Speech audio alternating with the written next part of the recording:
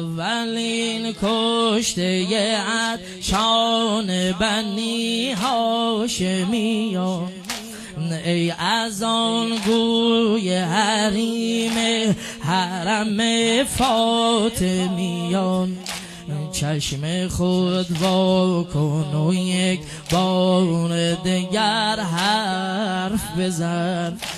می کند هل هل دشمن به پدر خنده کنان، می کند هل هل دشمن به پدر خنده کنان.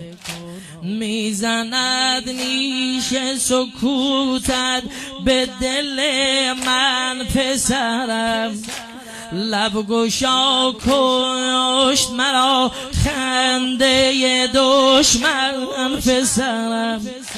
روی هر عضو تنت جای هزاران ضرب است، سیل خون ریخته از دیده به دامن پسرم.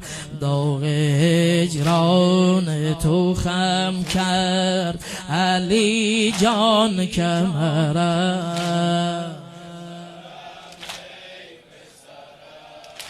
بعد تو خاک عزای تو بریزم به سرم، خاک غم شد به سرم پسرم. رفتی و لرزه به جان پدرت افتاده، دل غمین زینب من پشت سرت افتاده. نه همه دشت پر از عطر پیمبر شده است، هر طرف تکه‌ای از بال و پرت افتاده.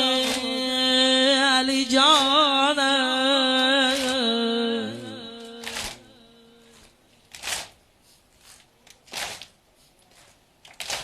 با چه رو خیمه برم این سر آویزان را، چه کنم مشکل این خنجر خون ریزان را.